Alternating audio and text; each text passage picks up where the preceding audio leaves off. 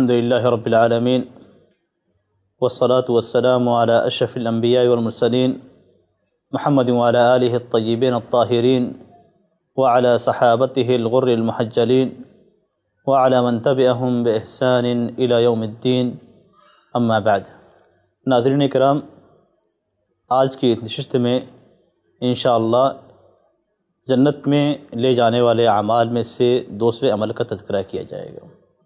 یہ دوسرا عمل پہلے عمل سے بھی جڑا ہوا ہے۔ در حقیقت اسلام کی ساری چیزیں ایک دوسرے سے جڑی ہوئی۔ پہلا ذکر جو کیا گیا تھا وہ لا الہ الا اللہ کا ذکر کیا گیا تھا۔ لا الہ الا اللہ جنت میں داخل کرنے والے اعمال میں سے ایک عمل ہے۔ یہاں پہ آج کے اس نشست کے اندر جنت میں داخل کرنے والے ایک ایسے عمل کا تذکرہ کیا جائے گا جو کلمہ توحید لا الہ الا اللہ سے جڑا ہوا ہے۔ پچھلی نشستوں کے اندر ہم نے کلمہ توحید لا الہ الا اللہ اور اس سے متعلقہ شروط کا ذکر کیا تھا۔ آج کی اس نشست کے اندر ہم آپ کے سامنے توحید کا ذکر کریں گے۔ توحید یعنی صرف اللہ تبارک و تعالیٰ کو ایک جاننا، ربوبیت کے اندر، الوہیت کے اندر اور اسماء و صفات کے اندر، اور اللہ تبارک و تعالیٰ کے ساتھ کسی دوسرے کو شریک نہ ٹھہرانا۔ اس عمل کا ذکر نبی اکرم صلی اللہ علیہ وسلم کی حدیث کے اندر آتا ہے۔ حضرت ابو ذر رضی اللہ تعالیٰ عنہ سے روایت ہے کہ نبی اکرم صلی اللہ علیہ وسلم فرماتے ہیں کہ میرے پاس میرے رب کی جانب سے ایک آنے والا آیا، اتانی آت من ربی فاخبرنی او قال بشرنی انہ من مات من امتی لا یشرک باللہ شیئا دخل الجنہ قلت وإن زنى وإن سرق قال وإن زنى وإن سرق۔ حضرت ابو ہریرہ رضی اللہ تعالیٰ عنہ کہتے ہیں کہ نبی اکرم صلی اللہ علیہ وسلم نے فرمایا کہ میرے پاس میرے رب کی جانب سے ایک آنے والے آیا، یعنی نبی اکرم صلی اللہ علیہ وسلم کے پاس جو وحی آتی تھی وہ اس صورت میں بھی آتی تھی۔ تو اس نے مجھے بتلایا، یا آپ صلی اللہ علیہ وسلم نے یہ فرمایا کہ اس نے مجھے بشارت دی کہ میری امت میں سے جو شخص انتقال کر جائے گا اور وہ اللہ تبارک و تعالیٰ کے ساتھ کسی دوسرے کو شریک نہیں ٹھہراتا، اللہ تبارک و تعالیٰ کے ساتھ کسی بھی چیز کو شریک نہیں ٹھہراتا، تو وہ جنت میں داخل ہوگا۔ وہ جنت میں داخل ہوگا۔ گویا شرک کا نہ کرنا جنت میں داخل ہونے کے اسباب میں سے، اور شرک کے منافی توحید ہے۔ حضرت ابو ذر رضی اللہ تعالیٰ عنہ پوچھتے ہیں، عرض کرتے ہیں کہ میں نے کہا وَإِن زَنَا وَإِن سَرَقَ، کہ چاہے وہ زناکاری کی ہو، چاہے اس نے چوری کی ہو۔ نبی اکرم صلی اللہ علیہ وسلم نے فرمایا کہ چاہے اس نے چوری کی ہو، چاہے اس نے زناکاری کی ہو۔ وَإِن زَنَا وَإِن سَرَقَ، چاہے اس نے زناکاری کی ہو اور چاہے اس نے چوری کی ہو۔ یعنی میری امت کا جو بھی شخص اگر شرک نہیں کرتا تو ایسی صورت میں اللہ تبارک و تعالیٰ اسے جنت میں داخل کرے گا۔ اگر شرک کرتا ہے تو پھر اللہ تبارک و تعالیٰ نے یہ بشارت نہیں دی ہے۔ شرک نہ کرنے والے کو اللہ تبارک و تعالیٰ نے جنت کی بشارت دی ہے۔ ایک دوسری حدیث کے اندر حضرت جابر بن عبداللہ رضی اللہ تعالیٰ عنہ کہتے ہیں کہ میں نے رسول اللہ صلی اللہ علیہ وسلم کو فرماتے ہوئے سنا، من لقی اللہ لا یشرک بہ شیئا دخل الجنہ ومن لقیہ یشرک بہ دخل النار۔ نبی اکرم صلی اللہ علیہ وسلم فرماتے ہیں جو شخص اللہ تبارک و تعالیٰ سے اس حالت میں ملاقات کرتا ہے کہ اس نے اللہ تبارک و تعالیٰ کے ساتھ کسی چیز کو شریک ٹھہرایا تو جہنم میں داخل ہو، اور اگر اس حالت میں ملاقات کرتا ہے کہ اس نے اللہ تبارک و تعالیٰ کے ساتھ کسی بھی چیز کو شریک نہیں ٹھہرایا تو جنت میں داخل ہو۔ من لقی اللہ لا یشرک بہ شیئا دخل الجنہ، جس نے اللہ سے ملاقات کی مرنے کے بعد جب اللہ تبارک و تعالیٰ کا سامنا ہوگا، جس نے اللہ تبارک و تعالیٰ سے ملاقات کی اور وہ اللہ تبارک و تعالیٰ کے ساتھ کسی بھی چیز کو شریک نہیں ٹھہرا رہا ہے، کسی بھی قسم کا شرک نہیں کر رہا ہے، تو اللہ تبارک و تعالیٰ اسے جنت میں داخل کرے گا۔ اور اگر اللہ تبارک و تعالیٰ سے ملاقات کرتا ہے اور اللہ تبارک و تعالیٰ کے ساتھ کسی چیز کو شریک ٹھہراتا ہے تو اللہ تبارک و تعالیٰ اسے جہنم میں داخل کرے گا۔ ان دونوں احادیث کے اندر نبی اکرم صلی اللہ علیہ وسلم نے جنت میں داخل ہونے کے لیے شرک کے نہ پائے جانے کی شرط رکھی ہے۔ نبی اکرم صلی اللہ علیہ وسلم نے شرک کے نہ پائے جانے کی شرط رکھی ہے، یعنی صرف کلمہ توحید لا الہ الا اللہ کو زبان سے ادا کرنا کافی نہیں ہے، بلکہ شرک سے بچنا، شرک سے دور رہنا بھی ضروری ہے۔ اگر ہم نے زبان سے کلمہ توحید کو ادا کر دیا اور اللہ تبارک و تعالیٰ کے ساتھ کسی کو شریک ٹھہرایا تو ایسی صورت میں گویا ہم نے کلمہ توحید کا حق ادا نہیں کیا۔ اسی لیے توحید کے اقسام کو اور ان اقسام میں کہاں پہ شرک پایا جاتا ہے اس کا جاننا بہت ضروری ہے۔ توحید کی 3 قسمیں ہیں۔ توحید کی 3 قسمیں ہیں: توحید ربوبیت، توحید الوہیت اور توحید اسماء و صفات۔ توحید ربوبیت یعنی اللہ تبارک و تعالیٰ کو رب جاننا، صرف اسی کو خالق، مالک، رازق، مدبر، اور یہ عقیدہ رکھنا کہ اللہ تبارک و تعالیٰ کے ہاتھ میں تمام کائنات ہے، اللہ تبارک و تعالیٰ ہی تمام کائنات کو چلاتا ہے، یہ عقیدہ رکھنا اور اس میں اللہ تبارک و تعالیٰ کو یکتا اور اکیلا ماننا، یہ توحید ربوبیت ہے۔ توحید ربوبیت کا مفہوم یہ ہوتا ہے کہ اللہ تبارک و تعالیٰ کو ربوبیت میں، اس کے رب ہونے میں، اس کے خالق ہونے میں، اس کے رازق ہونے میں اور اس کے مدبر ہونے میں یکتا اور تنہا مانا جائے، اللہ تبارک و تعالیٰ کے ساتھ کسی کو شریک نہ ٹھہرایا جائے۔ لیکن کیا توحید ربوبیت سے کوئی شخص مسلمان ہو سکتا ہے اگر وہ توحید الوہیت اور توحید اسماء و صفات کا انکار کرتا ہے؟ ہرگز۔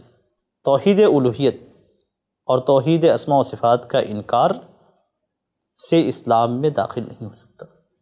توحید ربوبیت کا اقرار تو کفار مکہ بھی کرتے تھے۔ کفار مکہ اللہ تبارک و تعالیٰ کو خالق مانتے تھے، اللہ تبارک و تعالیٰ کو رازق مانتے تھے، اللہ تبارک و تعالیٰ کو مدبر مانتے تھے اور اللہ تبارک و تعالیٰ کو رب مانتے تھے۔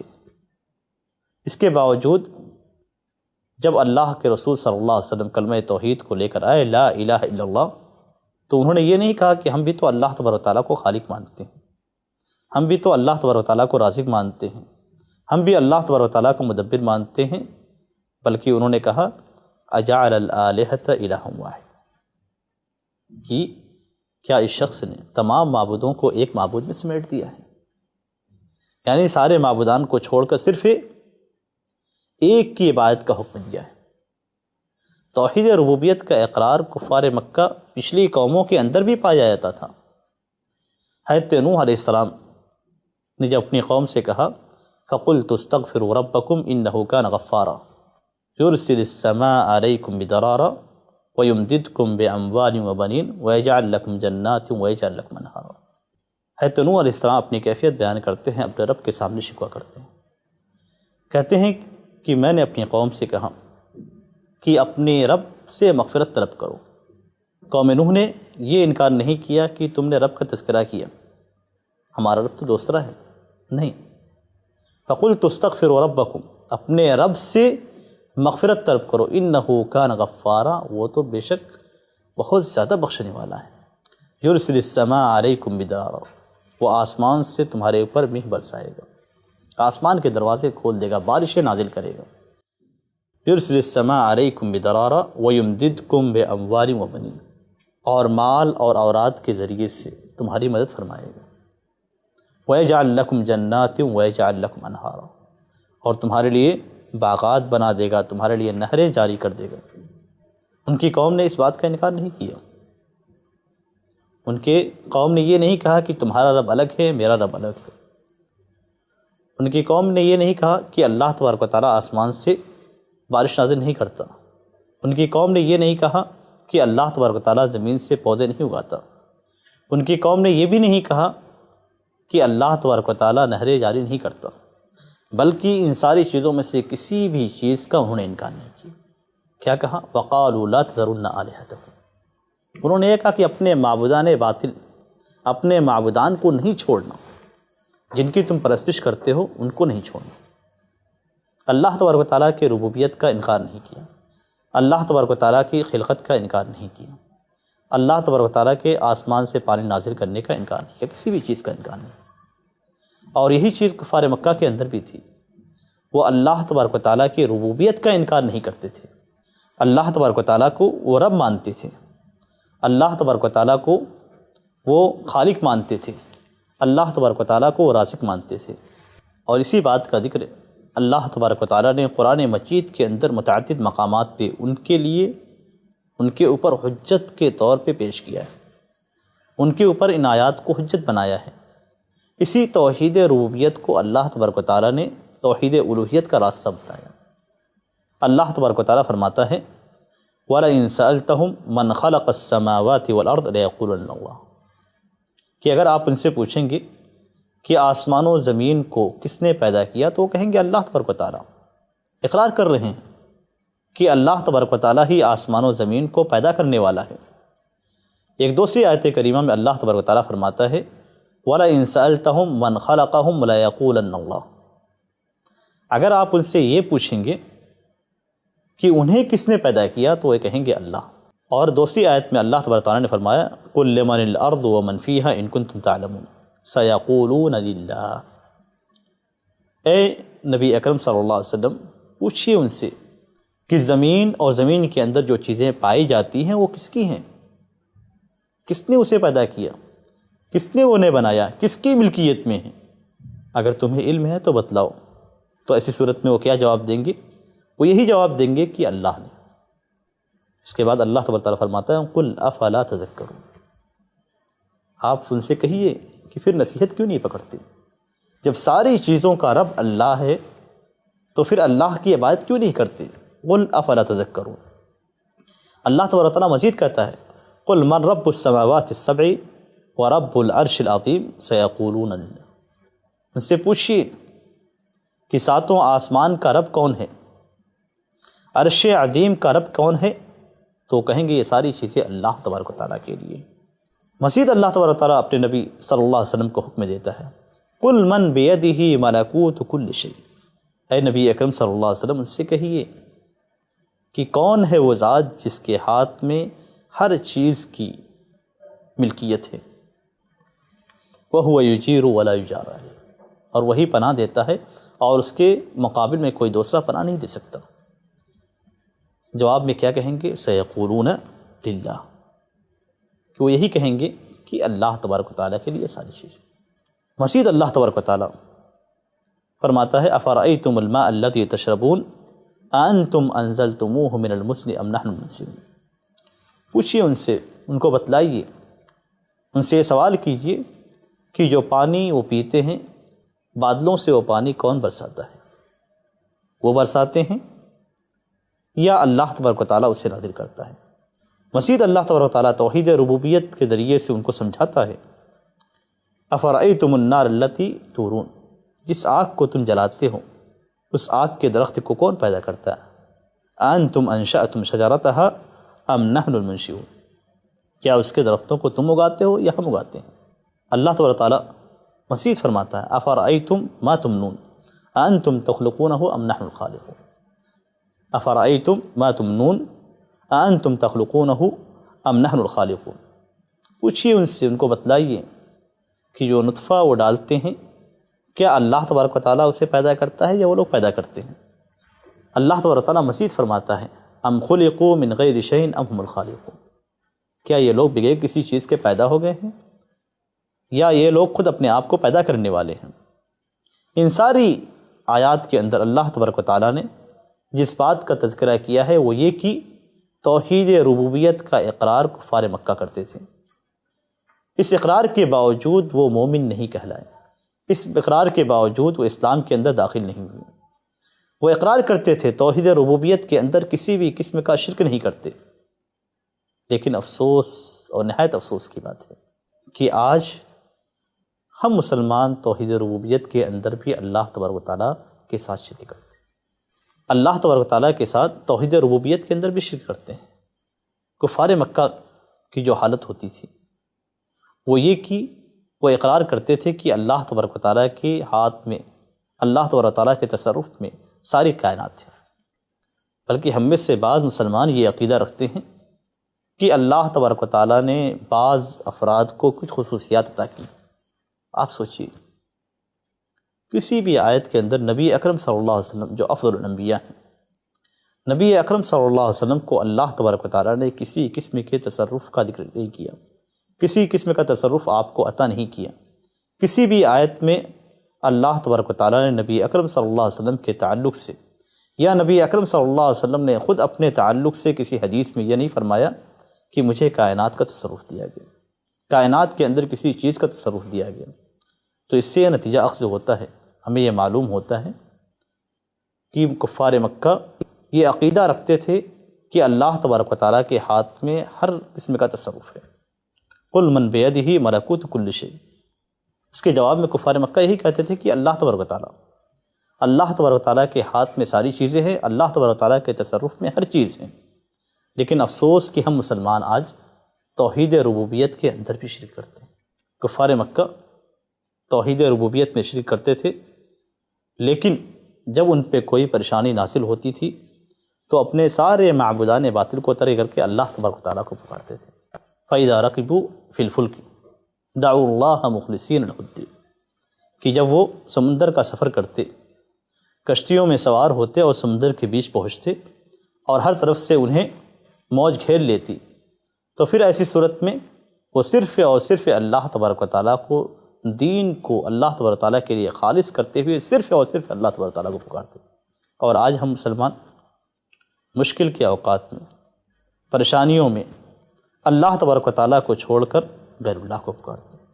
مشرکین مکہ اپنے شرک کے باوجود پریشانیوں میں، مصیبتوں میں یہ عقیدہ رکھتے تھے کہ اس مصیبت سے صرف اور صرف اللہ تبارک و تعالیٰ کی ذات ہمیں نجات دلا سکتی ہے۔ لیکن آج ہم مسلمان پریشانیوں میں اللہ تبارک و تعالیٰ کو چھوڑ کر، اللہ تبارک و تعالیٰ کو ترک کر کے ہم غیر اللہ کو پکارتے ہیں۔ ہم ان چیزوں میں بھی اللہ تبارک و تعالیٰ کے ساتھ شرک کرتے ہیں، جس میں کفار مکہ اللہ تبارک و تعالیٰ کے ساتھ شرک نہیں کرتے تھے۔ توحید ربوبیت کے اندر کفار مکہ اللہ تبارک و تعالیٰ کے ساتھ شرک نہیں کرتے تھے، لیکن آج کے مسلمان، افسوس کی بات ہے، کلمہ توحید کو صحیح طریقے سے نہ سمجھ پانے کی وجہ سے، قرآن کریم کا صحیح طور سے مطالعہ نہ کرنے کی وجہ سے، نبی اکرم صلی اللہ علیہ وسلم کے فرامین کو اچھی طریقے سے نہ سمجھنے کی وجہ سے آج کا مسلمان گمراہی کا شکار ہو رہا ہے۔ اللہ تبارک و تعالیٰ کے ساتھ توحید ربوبیت میں بھی شرک کر رہا ہے، جس میں کفار مکہ بھی شرک نہیں کرتے تھے۔ اس سے یہ بات ہمیں معلوم ہوتی ہے کہ توحید کا جاننا اور توحید کے اقسام کا جاننا کس قدر اہم اور ضروری ہے۔ یہ تو توحید کی پہلی قسم تھی جو توحید ربوبیت سے متعلق تھی، اور جس کا اقرار کفار مکہ بلکہ بہت سارے انبیاء کرام کے قوم اور ان کے وقت کے مشرکین بھی کرتے تھے۔ دوسری قسم ہے توحید الوہیت، یعنی اللہ تبارک و تعالیٰ کو الوہیت میں، عبادت میں ایک جاننا، اللہ تبارک و تعالیٰ کو عبادت میں یکتا جاننا، اور اللہ تبارک و تعالیٰ کے ساتھ عبادت میں کسی چیز کو، کسی دوسرے کو شریک نہیں ٹھہرانا۔ یہ دوسری قسمیں ہیں۔ توحید ربوبیت کے متعلق ایک مزید بات عرض کرنا چاہوں گا، اور وہ یہ کہ نبی اکرم صلی اللہ علیہ وسلم کو توحید ربوبیت صرف توحید ربوبیت دے کر نہیں بھیجی گئی۔ بعض افراد یہ سمجھتے ہیں کہ اگر ہم نے توحید ربوبیت کو اپنا لیا تو گویا ہم نے توحید کو اپنا لیا۔ نبی اکرم صلی اللہ علیہ وسلم کو جو دعوت دے کر بھیجا گیا تھا، وہ دعوت توحید ربوبیت کی دعوت نہیں تھی۔ امت مسلمہ کو توحید ربوبیت کی دعوت نہیں دی جاتی ہے، بلکہ امت مسلمہ اور تمام امتوں سے جو چیز مطلوب ہے وہ توحید الوہیت ہے۔ لیکن افسوس کی بات یہ کہ امت مسلمہ کے اندر جب بگاڑ پیدا ہوا تو ایسی صورت میں بہت سارے مسلمان ہمارے مسلمان بھائی اسلام کے اندر داخل ہونے کے باوجود توحید ربوبیت میں شرک کر بیٹھے۔ آج ہم لوگوں کو توحید ربوبیت کے اندر شرک سے منع کرتے ہیں، توحید ربوبیت کے اندر شرک سے منع کرتے ہیں، جبکہ توحید ربوبیت کو ہی نبی اکرم صلی اللہ علیہ وسلم نے توحید الوہیت کا راستہ بنایا تھا، اور اللہ تبارک و تعالیٰ نے قرآن مجید کے اندر بھی جن آیات کا تذکرہ کیا ہے، ان آیات میں جن آیات کا اس سے متعلق تذکرہ کیا، ان آیات میں بھی توحید ربوبیت کو اللہ تبارک و تعالیٰ نے بطور دلیل پیش کیا کہ جب اللہ تبارک و تعالیٰ خالق ہے، جب اللہ تبارک و تعالیٰ رازق ہے، جب اللہ تبارک و تعالیٰ آسمان سے بارش نازل کرنے والا ہے، جب اللہ تبارک و تعالیٰ درختوں کو پیدا کرنے والا ہے، جب اللہ تبارک و تعالیٰ کے ہاتھ میں ہر قسم کا تصرف ہے، تو پھر وہی ذات عبادت کے لائق بھی ہے۔ صرف زبان سے رب ہونے کا اقرار کرنا، صرف زبان سے خالق ہونے کا اقرار کرنا، صرف زبان سے رازق ہونے کا اقرار کرنا یہ کافی نہیں۔ آپ اقرار کریں کہ اللہ تبارک و تعالیٰ نے ہمیں پیدا کیا اور عبادت غیر اللہ کی کریں۔ آپ اقرار کریں کہ اللہ تبارک و تعالیٰ ہمیں رزق دیتا ہے اور عبادت غیر اللہ کی کریں۔ آپ اقرار کریں کہ اللہ تبارک و تعالیٰ ہی بارش نازل کرتا ہے اور پھر عبادت غیر اللہ کی کریں۔ آپ اقرار کریں کہ اللہ تبارک و تعالیٰ ہی ہر قسم کے نباتات کو اگاتا ہے اور ساری غذائیں اللہ تبارک و تعالیٰ کی جانب سے ہمیں نصیب ہوتی ہیں، پھر عبادت غیر اللہ کی کریں۔ تو یہ تو دو الگ چیزوں کو اکٹھا کرنا ہوا، یعنی جو ذات پیدا کرتی ہے، جو ذات رزق عطا کرتی ہے، جو ذات بارش نازل کرتی ہے، جو ذات غذائیں فراہم کرتی ہے، وہی ذات اس بات کی بھی لائق ہے کہ اس کی عبادت کی جائے۔ اس کی مثال ایسے ہی ہے کہ کوئی شخص اگر آپ کے ساتھ احسان کرتا ہے، آپ کو کوئی چیز عطا کرتا ہے اور آپ اس کا شکریہ ادا کرنے کے بجائے کسی دوسرے شخص کے پاس جاتے ہیں اور اس کا شکریہ ادا کرتے ہیں۔ آپ کو عطا کسی شخص نے کیا اور آپ اس کا شکریہ ادا نہیں کر رہے ہیں بلکہ شکریہ کسی اور کا ادا کر رہے ہیں۔ اسی طریقے سے توحید ربوبیت اور توحید الوہیت کا معاملہ ہے۔ توحید ربوبیت کو اللہ تبارک و تعالیٰ نے ذکر کیا تاکہ یہ بتلائے کہ جو ذات یہ ساری چیزیں عطا کرتی ہے وہی ذات عبادت کے لائق بھی ہے۔ اگر ہم اللہ تبارک و تعالیٰ کی نعمتوں سے سرفراز ہو رہے ہیں، اللہ کی نعمتوں سے فائدہ اٹھا رہے ہیں، تو پھر ہمیں شکر بھی اللہ تبارک و تعالیٰ کا ادا کرنا چاہیے۔ اللہ تبارک و تعالیٰ کی ہی ہمیں عبادت کرنی چاہیے۔ اگر ہم نے اللہ تبارک و تعالیٰ کی ان نعمتوں کا اقرار کیا لیکن شکر غیر اللہ کا ادا کیا، عبادت غیر اللہ کی تو ایسی صورت میں یہ توحید ربوبیت کے اندر شرک ہو جائے گا۔ اور توحید ربوبیت کے اندر شرک کفار مکہ کے اندر بھی نہیں پایا جاتا تھا۔ وہ توحید ربوبیت کے اندر شرک نہیں کرتے تھے، اقرار کرتے تھے ان ساری چیزوں کا کہ اللہ تبارک و تعالیٰ ہی خالق ہے، رازق ہے، مدبر ہے۔ اللہ تبارک و تعالیٰ کی بھی عبادت کرتے تھے اور غیر اللہ کی بھی عبادت کرتے تھے۔ یہاں پہ جو چیز سمجھنے کی ہے وہ یہ کہ اس تناظر میں ہم اپنے آپ کا جائزہ لیں کہ کہیں ایسا تو نہیں کہ ہم بھی مشرکین مکہ کی طرح توحید ربوبیت کا اقرار کرتے ہیں اور توحید الوہیت کا اقرار کرتے ہیں اور دونوں کو جمع کر کے ہم اللہ تبارک و تعالیٰ کے ساتھ شرک کرتے ہیں۔ یہ چند باتیں تھیں جو توحید کی پہلی قسم سے متعلق تھی۔ اب اس سے جڑی ہوئی باتیں جو توحید کی دوسری اقسام سے متعلق ہیں، انشاءاللہ اگلی نشست میں اسے آپ کے سامنے بیان کیا جائے گا۔ اللہ تبارک و تعالیٰ سے دعا ہے کہ اللہ تبارک و تعالیٰ ہمیں توحید ربوبیت، توحید الوہیت اور توحید اسماء و صفات کو سمجھنے کی توفیق عطا فرمائے۔